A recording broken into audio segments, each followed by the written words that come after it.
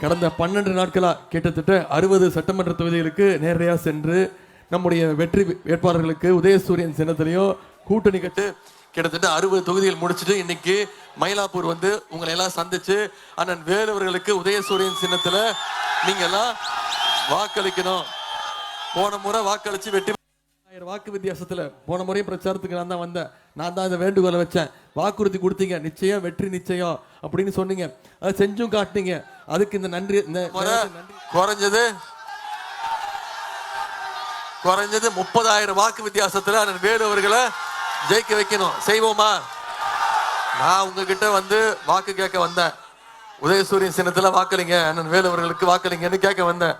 ஆனா இங்க வந்து பார்த்ததுக்கு அப்புறம் தான் தெரியுது நீங்க எல்லாம் ஏற்கனவே வெற்றியை இறுதி செஞ்சு வச்சிருக்கிறீங்க. வெற்றி உறுதியா? வெற்றி நிச்சயமா? அண்ணன் வேலுனோட வெற்றி நிச்சயமா? எந்த சின்னம்? கையை காட்டி சொல்லுங்க, எந்த சின்னம்? உதயசூரியன் சின்னத்துல வாக்களிச்சு நம்முடைய கைகள்ல இன்னும் 13 நாட்கள் இருக்கு. இன்னைக்கு தேதி 10, 23ஆம் தேதி தேர்தல்.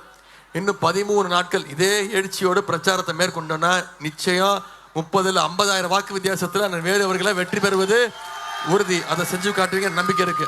அண்ணன் வேலு அவர்கள் வெற்றி வேட்பாளர். உங்களிடத்துல தலைவர் அவர்கள் மீண்டும் ஒப்படைச்சிருக்கிறார். அவரை உங்களிடத்துல நான் அறிமுகப்படுத்த வேண்டிய அவசியம் இல்லை. ஆனா எப்ப பார்த்தாலும் இந்த மயிலாப்பூர் தொகுதிக்கு வரும்போது மட்டும் எனக்கு கூடுதல் மகிழ்ச்சி வந்துடும். ஏன் தெரியுமா? ஏன்னா இது என்னோட தொகுதி, நான் வாக்களிக்கிற தொகுதி. நான் துணை முதலமைச்சராக இருக்கலாம், ஆனா நான் யாருக்கு தெரியுமா வாக்களிக்க முடியும்? அண்ணன் வேலு அவர்களுக்கு தான் நான் வாக்களிக்க முடியும். நான் மட்டும் இல்ல, நீங்க வாக்களிக்கணும். அண்ணன் வேலு அவர்களை நான் நீண்ட காலமா உங்களுக்கு அத்தனை பேருக்கும் அறிமுகமானவர். கவுன்சிலரா இருந்து மக்கள் பணியாற்றி பிறகு சட்டமன்ற உறுப்பினரா, ஒரு முன்மாதிரி சட்டமன்ற உறுப்பினரா சிறப்பாக செயலாற்றுபவர் தான் அண்ணன் வேலு அவர்கள். அதை சரி செய்யக்கூடிய அண்ணன் வேலு அவர்கள். எப்போதும் அடித்தட்டு மக்களுடைய குரலாக இருக்கக்கூடியவர் அண்ணன் வேலு அவர்கள். மக்களோட மக்களா தான் இருப்பார். எப்பொழுதுமே கூட அவரோட மக்கள் கூட்டம் இருக்கும். எளிமையா இருப்பார். கொஞ்சம் கூட ஒரு பந்தா இல்லாத ஒரு சட்டமன்ற உறுப்பினர்னா அண்ணன் வேலு அவர்கள் தான். எல்லோருட்டையும் நெருக்கமா பழகக்கூடியவர். கழக தலைவர் அவர்கிட்ட எப்போ பேசும்போதும் என்ன வந்து பார்க்கும்போது என்ன ஒரு வாரத்துக்கு ஒரு முறை நிச்சயம் வந்து பார்த்துருவார். பார்க்கும் போதெல்லாம் கொடுங்கன்னு சொல்றவர் தான் அண்ணன் வேலு அவர்கள். இதெல்லாம் தன்னுடைய நையாண்டி அரசியலையும் தன்னுடைய நையாண்டி மூலமா கார்ட்டூன்ல வரைஞ்சு எழுதக்கூடியவர். அதனால ஒரு மிகச்சிறந்த வேட்பாளரை தலைவர் அவர்கள் உங்க இடத்த ஒப்படைச்சிருக்கிறாங்க. மிகப்பெரிய வாக்கு வித்தியாசத்துல நீங்க ஜெயிக்க வைக்கணும். செய்வீங்களா? என்னென்ன செஞ்சிருக்கிறாரு இந்த கடந்த 5 வருடங்கள் மட்டும். நான் வேலு அவர்களை திருப்பி அவர்களை கூட்டு வந்து உங்ககிட்ட மக்கள்கிட்ட போய் சந்திக்க போறோம். உரிமையா கூட்டு வரோம்னா என்னென்ன செஞ்சு கொடுத்துருக்குறோம்? அந்த உரிமையோட தான் இன்னைக்கு அவர்களுக்கு வாக்கு கேட்டு நாம இன்னைக்கு மீண்டும் உங்ககிட்ட வந்திருக்க. நீங்க மக்களை போய் சந்திக்க போறீங்க. மயிலை நாராயணசாமி தோட்டத்தில் 7 கோடி ரூபாய் மதிப்பீட்டில் இன்னைக்கு புதிய அரசு நடுநிலைப் பள்ளி கட்டப்பட்டிருக்குன்னா அது யாரோட முயற்சி? அண்ணன் வேலுனுடைய முயற்சி. இன்னைக்கு மயிலாப்பூரில் மட்டும் 3500 வீடுகள் புதுசாக கட்டப்பட்டு அவங்களுக்கு கொடுக்கப்பட்டிருக்கு. ஆழ்வார்பேட்டையில் மாநகராட்சி பள்ளி இன்னைக்கு 2 கோடி ரூபாய் மதிப்பீட்டில் இன்னைக்கு ரெனோவேட் செய்யப்பட்டிருக்கு. 24 லட்சம் ரூபாய் ஒதுக்கீடு செய்யப்பட்டு திருவள்ளுவர் பூங்கா புதுப்பிக்கப்பட்டிருக்கு. 45 கிலோமீட்டர் தூரத்திற்கு இந்த தொகுதி முழுக்க மழைநீர் வடிகால் பணிகள் மேற்கொள்ளப்பட்டிருக்கு. ஆரேபுரம் கேவிபி கார்டன்ல 34 லட்சம் ரூபாய் மதிப்பீட்டில் 2 அங்கன்வாடி மையங்கள் கட்டப்பட்டிருக்கு. தொகுதி முழுக்க 34 கோயில்களுக்கு இன்னைக்கு குடமுழுக்கு நடத்தி இருக்கக்கூடியவர் உங்களுடைய வேட்பாளர். சென்ட் மேரிஸ் சாலையில் உள்ள பிளே கிரவுண்ட் மற்றும் ஜிம்முக்கு புது எக்யூப்மெண்ட்ஸ் வாங்கி கொடுத்துருக்கிறோம். சண்முகாபுரத்தில் அங்கன்வாடி மற்றும் ஜிம் பொருட்கள் வாங்கி கொடுத்துருக்கிறோம். தொகுதி முழுக்க எம்எல்ஏ நிதியில இன்னைக்கு 16 உடற்பயிற்சி கூடங்கள் 16 ஜிம்ஸ் அமைச்சு கொடுத்திருக்கிறார் அண்ணன் வேலு அவர்கள். நொச்சிக்குப்பம் லூப் ரோடு பகுதியில் 8 கோடி ரூபாய் மதிப்பீட்டில் நவீன மீன் அங்காடி கட்டிடம். பக்ஸ் சாலையில் சலவை தொழிலாளர்களுக்கு புதிய கட்டிடம். சாந்தோம் மற்றும் தேனாம்பேட்டை பகுதிகளில் 600 புதிய குடியிருப்புகள். 38 கோடி ரூபாய் மதிப்பீட்டில் புதிய பவர் டிரான்ஸ்ஃபார்மர்ஸ் அமைக்கப்பட்டிருக்கு. சிபி ராமசாமி சாலை நாகேஸ்வரர் பூங்கா அருகே 2 சமுதாய நலக்கூடங்கள் கட்டப்பட்டிருக்கு. இது மட்டும் இல்லை, வரும்போது என் கையில் கோரிக்கைகள் கொடுத்துட்டாரு. நாம தான் ஆட்சி அமைக்க போறோம், நம்ம தலைவர் தான் மீண்டும் முதலமைச்சர். இந்த கோரிக்கைகளை உடனே எனக்கு செஞ்சு கொடுத்துடணும், ஆட்சி அமைஞ்சோடனே செஞ்சு கொடுத்துடணும்னு கோரிக்கை வச்சிருக்கிறார். என்ன கோரிக்கை? லூப் ரோடு சாலையில புதிய சமுதாய நலக்கூட வேணும். விபி ராமன் சாலையில புதிய சமுதாய நலக்கூட வேணும். மயிலாப்பூர் மேற்கு பகுதியில் பக்கிங்ஹாம் கனால் கரைகளை பலப்படுத்தி அதை தூர்வார வேண்டும். பட்டினமாக்கம் புனரமைத்து தர வேண்டும். சீனிவாசபுரம் பகுதியில் புதிய மீன் விற்பனை மைய கட்டிடம் ஆகியவை நீண்ட நாள் கோரிக்கை. இதெல்லாம் செஞ்சு தரணும். முக்கியமாக சிந்தனை சிற்பி சிங்காரவேலர் சாலை பகுதியில் வசிக்கக்கூடிய மீனவர்கள், ஆதி திராவிடர்கள் மக்களுக்கு அங்கேயே வீடு கட்டி தர வேண்டும்னு பல கோரிக்கைகளை வச்சிருக்கிறார். நீங்கள் ஒரு உறுதிமொழி கொடுங்க. அண்ணன் வேலு அவர்களை ஜெயிக்க வச்சு சட்டமன்றத்துக்கு அனுப்புவேன்னு உறுதிமொழி நீங்கள் கொடுத்தீங்கன்னா நான் ஒரு உறுதிமொழி கொடுக்குறேன். வச்சிருக்கக்கூடிய அனைத்து கோரிக்கைகளையும் நிச்சயம் நம்முடைய திராவிட மாடல் 2.0 ஆட்சி அமைஞ்சொன்ன முதலமைச்சர்கிட்ட சொல்லி நிச்சயம் இந்த கோரிக்கைகளை நிறைவேற்றி கொடுப்பேங்கிற உறுதிமொழியை நான் கொடுக்குறேன். செஞ்சு காட்டுவோமா? நீங்கள் செஞ்சு காட்டுங்கன்னா நான் செஞ்சு காட்டுவேன். நீ இந்த தொகுதிக்கு மட்டும் இவ்வளவு கோரிக்கைகளை செஞ்சு கொடுத்துருக்குறோம், திட்டங்களை கொண்டு வந்திருக்கிறோம். அதே மாதிரி தமிழ்நாடு முழுக்க இன்னைக்கு நான் 12 நாட்கள் மக்களை சந்திக்க போகிறேன். நம்முடைய தலைவரும் ஒவ்வொரு நாளும் மாவட்டமாக போய் மக்களை நேரடியாக சந்திக்கிறார். எந்த தைரியத்தில் சந்திக்கிறோம்? 5 வருஷம் பல்வேறு திட்டங்களை செஞ்சு கொடுத்துருக்குறோம். போன சட்டமன்ற தேர்தல் பொழுது சொன்ன வாக்குறுதிகளை காப்பாற்றிருக்கிறோம். அந்த நம்பிக்கையில் இன்னைக்கு மக்களை சந்திக்க போகிறோம். சில திட்டங்களை மட்டும் ஞாபகப்படுத்த விரும்புகிறேன். போன சட்டமன்ற தேர்தலில் நாம் சொன்ன முக்கியமான வாக்குறுதி, பெண்களுக்கு கட்டணமில்லா பேருந்து திட்டம் அறிமுகப்படுத்துவோம்னு சொன்னோம். செஞ்சு கொடுத்தோமா இல்லையா? மகளிர் விடியல் பயண திட்டம், இன்னைக்கு ஒவ்வொரு மகளிரும் மாதம் 900 ரூபா வரைக்கும் இந்த திட்டத்தின் மூலம் சேமிக்கிறாங்க. அதே மாதிரி முதலமைச்சர் காலை உணவு திட்டம், பள்ளிக்கூடத்துக்கு அரசு பள்ளியில் படிக்கக்கூடிய குழந்தைங்க 1ஆம் வகுப்புலேருந்து 5ஆம் வகுப்பு வரை படிக்கக்கூடிய குழந்தைங்களுக்கு காலைல பள்ளிக்கூடத்துக்கு வந்தாங்கன்னா அவங்க பசியோடு இருக்கக்கூடாது, பள்ளிக்கூடத்துக்கு பசியோடு வரக்கூடாது. காலைல வந்தோடனே அவங்களுக்கு தரமான காலை உணவு, அதன் பிறகு தரமான கல்வியை நம்முடைய அரசு கொடுத்துருக்குது. ஒவ்வொரு நாளும் 20 லட்சம் குழந்தைங்க இதில் பயன்பெற்றிருக்கிறாங்க. சரி, பள்ளிக்கூடத்துக்கு வர வச்சுட்டோம், கல்லூரிக்கு அனுப்பணும், கல்லூரிக்கு வர வைக்கணும் மாணவர்களை. அதனால அரசு பள்ளியில் படித்து எந்த தனியார் கல்லூரியாக இருந்தாலும் சரி, எந்த கல்லூரியாக இருந்தாலும் சரி, அங்கே போய் படித்தாங்கன்னா ஒவ்வொரு மாணவனுக்கும் மாணவிக்கும் மாதம் 1000 ரூபா கல்வி ஊக்கத்தொகை நம்முடைய முதலமைச்சர் கொடுத்துருக்கிறார். 14 லட்சம் மாணவ மாணவிகள் இதில் பயன்பெற்றிருக்கிறாங்க. இப்போ சமீபத்தில் கல்விக்கு எவ்வளோ முக்கியத்துவம் கொடுக்குறார் நம்முடைய முதலமைச்சர். சமீபத்தில் 3 மாதத்துக்கு முன்னாடி அறிவித்து 10 லட்சம் மாணவ மாணவிகளுக்கு, கல்லூரி மாணவ மாணவிகளுக்கு இலவச லேப்டாப் திட்டத்தை அறிவித்து ஒரே மாதத்தில் நம்முடைய அரசு கொடுத்து முடிச்சிருக்கு. அதிமுக ஆட்சியில் கொடுத்தாங்க. யாரு கொடுத்தாங்க? யோசிச்சு பாருங்க. பள்ளிக்கூடம் படிக்கிற குழந்தைங்களுக்கு லேப்டாப் கொடுத்தாங்க. 2019ஆம் ஆண்டு திட்டத்தை கைவிட்டுட்டாங்க. நம்முடைய முதலமைச்சர் பார்த்தாரு, பள்ளிக்கூட குழந்தைங்களுக்கு கொடுக்கறத விட கல்லூரி மாணவ மாணவிகளுக்கு கொடுத்தா அவங்களுக்கு இன்னும் பயனுள்ளதாக இருக்கும். மேற்படிப்பு படிக்க, ஒரு ப்ராஜெக்ட் ரிப்போர்ட் தயார் பண்ண, ஒரு இடத்துக்கு வேலைக்கு போய் சேர்றதுக்கு இந்த லேப்டாப் பயனுள்ளதாக இருக்கும்னு இன்னைக்கு 10 லட்சம் கல்லூரி மாணவ மாணவிகளுக்கு லேப்டாப் திட்டத்தை கொடுத்துருக்குறோம். அது மட்டும் இல்லை, வேலை வாய்ப்பு கொடுத்துருக்குறோம். 3 லட்சம் பேருக்கு வேலை வாய்ப்பு கொடுத்துருக்குறோம். கலைஞர் மக்களுக்கு இன்னும் பயனுள்ளதாக இருக்கும். மேற்படிப்பு படிக்க, ஒரு ப்ராஜெக்ட் ரிப்போர்ட் தயார் பண்ண, ஒரு இடத்துக்கு வேலைக்கு போய் சேர்றதுக்கு இந்த லேப்டாப் பயனுள்ளதாக இருக்கும்னு இன்னைக்கு 10 லட்சம் கல்லூரி மாணவ மாணவிகளுக்கு லேப்டாப் திட்டத்தை கொடுத்துருக்குறோம். அது மட்டும் இல்லை, வேலை வாய்ப்பு கொடுத்துருக்குறோம். 3 லட்சம் பேருக்கு வேலை வாய்ப்பு கொடுத்துருக்குறோம். கலைஞர் மகளிர் உரிமை தொகை திட்டம் உங்க தனி பேருக்கு தெரியும்.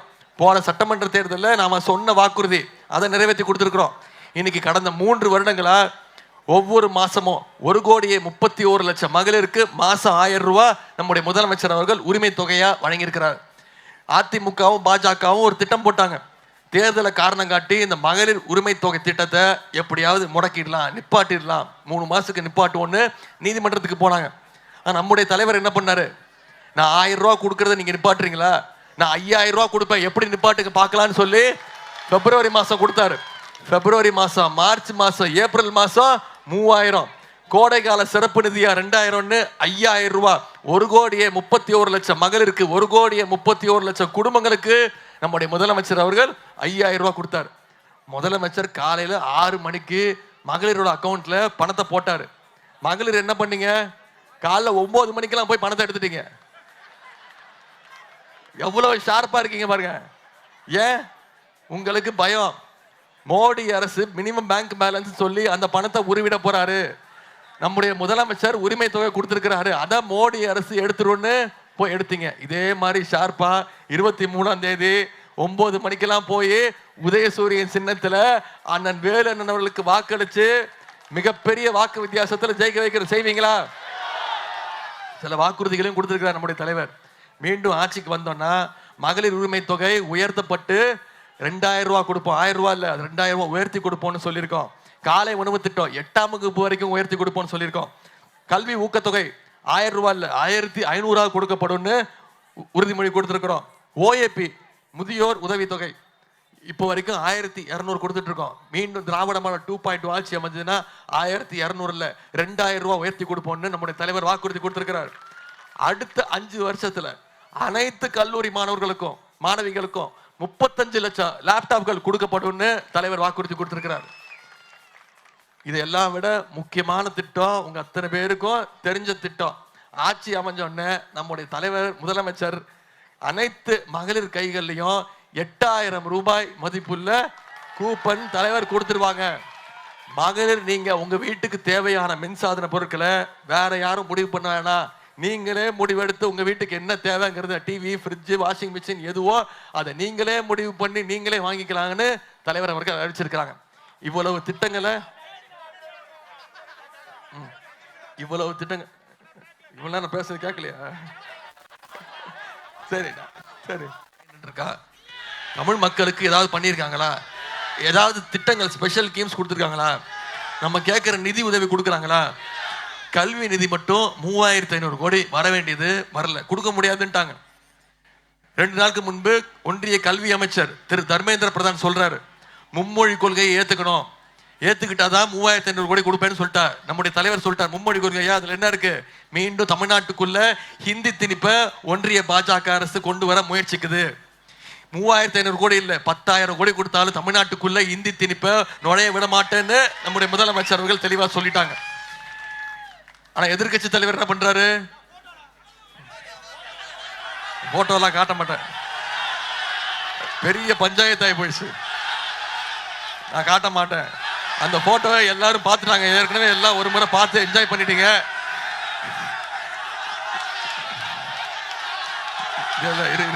நான் என்னன்னு சொல்லிடுறேன். திரு எடப்பாடி பழனிசாமியோட நிலைமை இப்படி ஆகும்னு நான் எதிர்பார்க்கவே இல்லை. சரி இருங்க, நான் முதல்ல இருந்து சொல்லிடுறேன் என்ன நடந்துச்சுன்னு சொல்லிடுறேன். இப்ப கூட என்ன தெரியுமா பேசுறாரு எடப்பாடி பழனிசாமி அவர்கள்?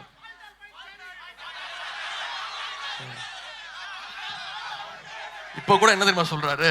இன்னைக்கு பேசும்போது கூட சொல்றாரு, ஒன்றிய அரசோடு அதிமுக இணக்கமா இருந்ததாலதான், அதாவது அடிமையா இருந்ததாலதான் தமிழ்நாட்டுக்கு பல திட்டங்கள் வந்துச்சான் சொல்றாரு. இன்னொன்னு சொல்றாரு, பேசும்போது சொல்லிட்டாரு, நமக்கு எதுக்கு இந்த வீராப்புலாம், எல்லாருக்குமே தெரியும் மோடி தான் ரொம்ப நம்பர் 1 ஸ்ட்ராங் அப்படின்னே சொல்லிட்டாரு. இதைத்தான் நான் முரட்டு அடிமைன்னு சொன்னேன்.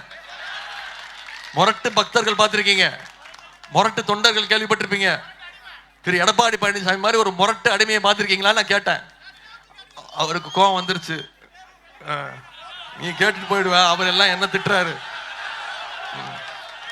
என்னென்ன திட்டுறாரு தெரியுமா? செத்து போயிருக்கணும்ட்டாரு, என் உயிரை வாங்குறான் அப்படின்ட்டாரு. அது மட்டும் இல்ல, இன்னொரு தத்துவத்தை நேற்று சொல்லியிருக்கிறாரு. என்ன தெரியுமா சொல்லியிருக்கிறாரு? ஒன்றிய அரசோடு இணக்கமா இருக்கிறது தான் தமிழ்நாட்டுக்கு ரொம்ப நல்லது. டிசம்பர் 2017 இவரு முதலமைச்சர் ஆயிட்டாரு. அப்ப நீட் தேர்வை கொண்டு வந்தாரு.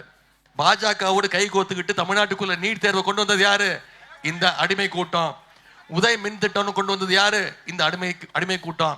டிஎன்பிஎஸ்சி தேர்வை வெளிமாநில இளைஞர்களும் வந்து தமிழ்நாட்டில் எழுதி கலந்துக்கலான்னு அந்த திட்டத்தை கொண்டு வந்து யாரு? இந்த அடிமை கூட்டம். இப்படி தமிழ்நாட்டுக்கு கெடுதல் செய்யற அனைத்து திட்டங்களையும் பாஜக செய்யும் போது அதற்கு கூட நின்னது இந்த அடிமை கூட்டம். இதெல்லாம் ஜெயலலிதா அம்மா ஆட்சியில் இருக்கும் போது தமிழ்நாட்டுக்குள்ள வரல, இந்த அடிமை கூட்டம் வந்ததுக்கு அப்புறம் தான் தமிழ்நாட்டுக்குள்ள வந்ததுங்கிறத நாம மீண்டும் நினைவுபடுத்துவோம்.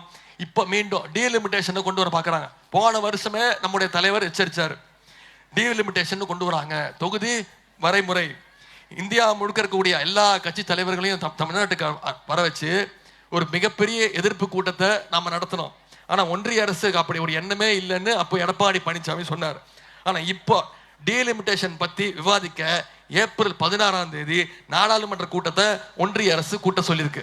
இதற்கும் திரு எடப்பாடி பழனிசாமி அவர்கள் வாயை திறக்கல. இந்த டீலிமிட்டேஷன் வந்துச்சுன்னா குறையும், 39ங்கிறது 32 ஆகும். நம்முடைய எண்ணிக்கை குறையுதுன்னா என்ன அர்த்தம்? நம்முடைய உரிமை குறையுதுன்னு அர்த்தம். இதெல்லாம் தட்டி கேட்க வேண்டிய ஒரு எதிர்கட்சி தலைவர் இப்ப என்ன பண்ணிட்டு இருக்கிறாரு?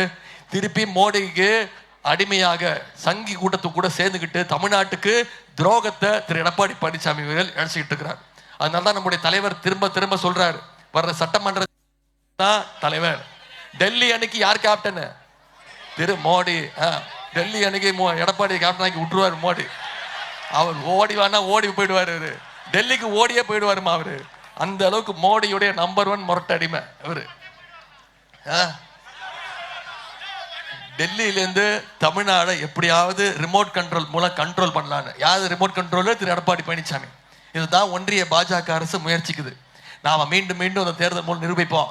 டெல்லிக்கு தமிழ்நாடு என்னைக்குமே அவுட் ஆஃப் கண்ட்ரோல் தாங்கிறத இந்த தேர்தல் மூலம் நிரூபிச்சு காட்டுவோம். செஞ்சு காட்டுவோமா? உங்க அத்தனை பேரையும் அன்போடு கேட்கிறேன், பண்போடு கேட்கிறேன், பாசத்தோடு கேட்கிறேன், உரிமையோடு கேட்கிறேன், உங்க வீட்டு பிள்ளையாக இருந்து கேட்கிறேன், இன்னும் பெருமையா சொல்லணும் தலைவருடைய மகனாக இருந்து கேட்கிறேன், டாக்டர் கலைஞருடைய பேரனாக இருந்து கேட்கிறேன். உதயசூரியன் சின்னத்துல அண்ணன் வேலூர்களுக்கு வாக்களிச்சு மிக அதிகமான வாக்கு வித்தியாசத்துல ஜெயிக்க வைக்கணும். செய்வீங்களா? இந்த தொகுதியில யாரு அண்ணனை எடுத்து போட்டி போடுறாங்கிறது உங்களுக்கு தெரியும். சகோதரி அக்கா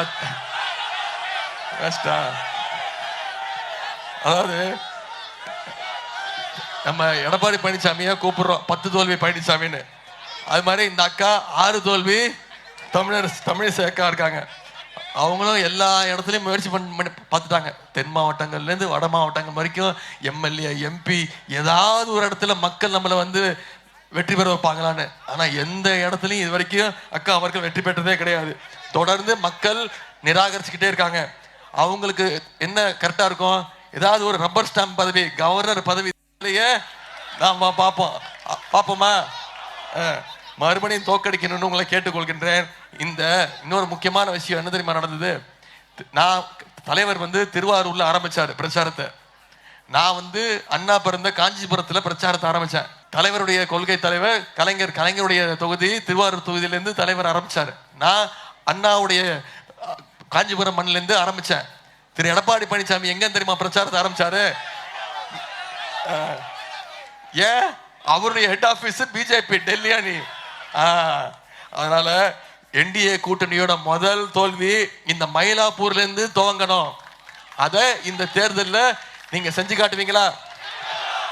அடுத்த 13 நாட்கள் ஒவ்வொரு வீடா போங்க, ஒவ்வொரு தெருவா போங்க, ஒவ்வொரு வாக்காளரை சந்திங்க, திட்டங்களை பத்தி சொல்லுங்க. இந்த 5 வருஷம் என்னென்ன பண்ணியிருக்கோம், இந்த 5 வருஷம் மீண்டு வந்தோம்னா என்னென்ன பண்ணுவோம், மீண்டும் தமிழ்நாட்டுக்குள்ள அடிமை கூட்டத்தையும் சங்கி கூட்டத்தையும் நுழைய விட்டோம்னா தமிழ்நாட்டை எவ்வளவு பின்னோக்கி இழுத்துட்டு போயிடுவாங்கிற பிரச்சாரத்தை ஒவ்வொரு வாக்காளராக சந்திச்சு நீங்க சொன்னீங்கன்னா அண்ணன் வேலூருடைய வெற்றி நிச்சயம் 50,000 வாக்கு வித்தியாசத்தை நிச்சயம் அவர் வெற்றி பெறுவாருங்கிற நம்பிக்கை இருக்கு.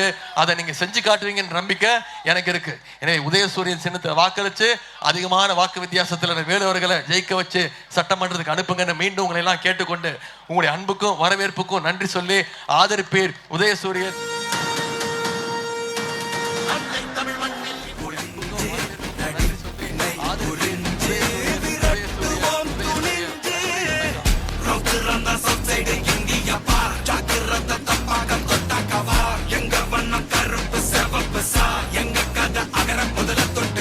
கிழவன் பிளட் உதிச்சது உதய சூரியப்பா ஆட்டம் கூட்ட கொட்டிய குத்திச்சதா மரமாட்டம் வெளிச்சம் கிடைச்சதா எங்க கதை அகர முதல தொட்டு அறிஞர் அண்ணா பிளட் அகர முதல தொட்டு தலைவர் கலைஞர் பிளட் அகர முதல தொட்டு தலைவர் கலைஞர் தலைவர் கலைஞர்